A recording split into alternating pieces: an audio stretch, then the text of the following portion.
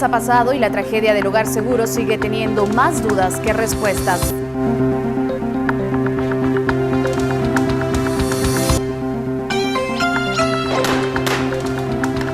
Venezuela sigue sufriendo los momentos más oscuros de su democracia reciente. Los enfrentamientos entre oposición y gobierno en las calles siguen por cuarto día. Que mantenga lo más limpio que pueda sus áreas. Incendio en el cementerio de La Verbena. Bomberos recomiendan atención durante las fechas de descanso ante incremento de siniestros.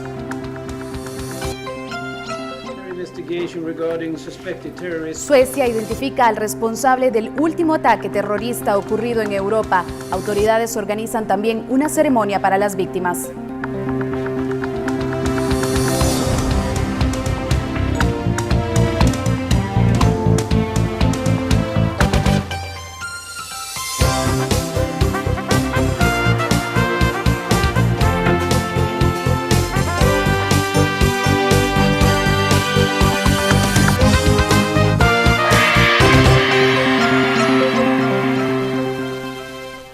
Buenas noches, soy Lourdes Hércules y desde ya gracias por acompañarnos en esta única emisión para hoy sábado 8 de abril, día en que se cumple un mes de la tragedia en el Hogar Seguro Virgen de la Asunción. Es precisamente esta la nota con la que arrancamos.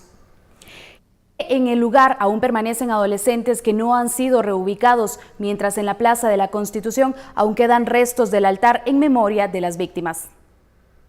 El 8 de marzo, la muerte de 41 adolescentes bajo la protección del Estado conmocionó al país. Un mes después de lo que organizaciones sociales calificaron como un crimen de Estado, el Hogar Seguro aún se encuentra funcionando. En las instalaciones del hogar entran y salen trabajadores de la Secretaría de Bienestar Social. Muchos se niegan a dar declaraciones. En las afueras, 2 agentes de la Policía Nacional Civil fotografían a quienes llegan. Al menos 34 adolescentes permanecen en el módulo San Gabriel, en su mayoría porque no han sido reubicados y otros porque los jueces continúan enviando a menores a este centro. Las autoridades han decidido restringir la visita de familiares, pero no dan mayor explicación. ¿Y ellos están recibiendo visitas de familiares? No, para nada. ¿En ningún día? En ningún día. ¿Y por qué? ¿Eso fue como medida de seguridad? Mire, esas son decisiones de las autoridades. Nosotros ignoramos todo eso, como le vuelvo a repetir, no pasamos de aquí de la garita. El juez Juan Orlando explicó vía telefónica que no se puede restringir la visita de familiares, a menos que se trate del agresor. También dijo que no se ha logrado ubicar a los familiares de todos los menores. En las paredes del Hogar Seguro aún quedan unos pocos rótulos, mientras en el Parque Central permanece el altar en memoria de las víctimas. Las letras ya están desgastadas y algunos guatemaltecos se acercan a recordar a las adolescentes que murieron en el incendio.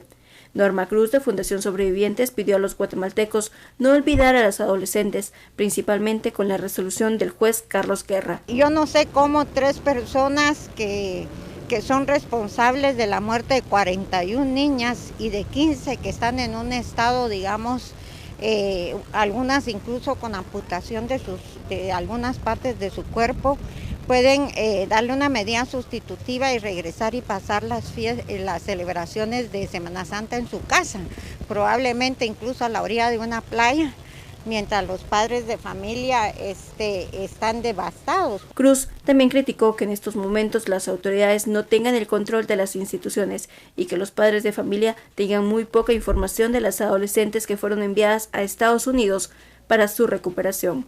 Por Una Guatemala en Paz, Dulce Rivera y José Gutiérrez.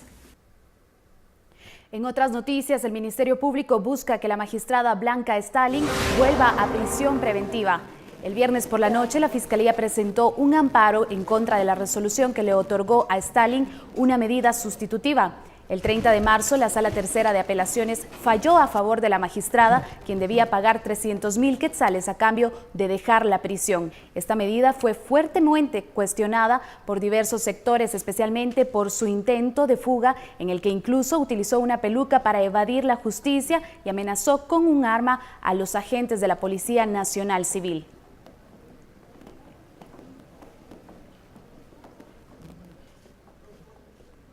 En noticias internacionales, por cuarta ocasión en esta semana, la policía venezolana reprimió con violencia una protesta en contra del gobierno de Nicolás Maduro. Nuevo choque entre la policía y manifestantes en Caracas. Por cuarta vez en una semana, una marcha de opositores que reúne unas 3,000 personas se enfrentó a las autoridades el sábado en Venezuela. Apenas el jueves, un incidente similar dejó una veintena de heridos y 30 detenidos.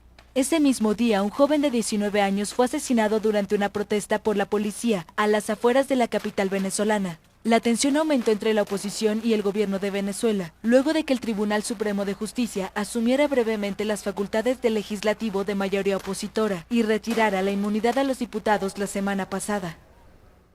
Hoy, el grupo separatista vasco ETA entregó las armas y puso fin a décadas de conflicto en el País Vasco español. La medida supone el inicio de un difícil y lento camino de reconciliación en esta región europea. Los 40.000 habitantes de Rentería se recuperan de 4 décadas de violencia causada por la lucha armada de ETA. Tras el cese de hostilidades en 2011, la población comenzó a sanar las heridas y reconstruir un dañado tejido social. Una reunión entre víctimas y victimarios fue un primer paso en 2013. Reunimos a gente de muy diverso sufrimiento y origen, gente expresos, víctimas de ETA, gente torturada, y los reunimos en una misma sala, ¿no? Y bueno, pues yo hice también unas declaraciones trasladando a las víctimas pues un profundo lo siento por el sufrimiento que habían padecido durante muchos años, y a partir de ahí se empezó un ciclo en este municipio. Rentería vivió unos 20 asesinatos de ETA. El informe del Grupo Regional de Derechos Humanos Argitús también documenta 7 asesinatos y torturas de grupos parapoliciales. Era la primera vez en 31 años que alguien de ese mundo pedía perdón, ¿no? Y además, o sea, yo me di cuenta que esa petición de perdón era una petición sincera, que venía desde una autocrítica muy profunda por todo el pasado, ¿no? Por un arrepentimiento de todo lo que se había hecho. Ahora que el grupo separatista vasco anunció que completará su desarme el sábado, algunos desean dejar la violencia de los constantes ataques y revueltas en el pasado. Lo que ocurrió nunca más tiene que volver a ocurrir por ninguna de las partes. O sea, al menos, ¿qué tenemos que aprender? A convivir entre nosotros. Las víctimas tienen derecho a sentir odio, tienen todo el derecho del mundo a sentir odio, y lo que tenemos que hacerles ver es que por su propio beneficio y por el beneficio del conjunto de la comunidad, ¿no?, hay que salir de esa espiral, ¿no? Porque esa espiral no produce más que destrucción personal y colectiva.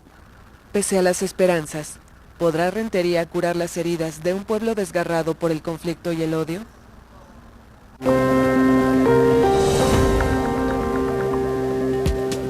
Vamos a una pausa y cuando regresemos del corte recorreremos un nuevo centro turístico en Sololá.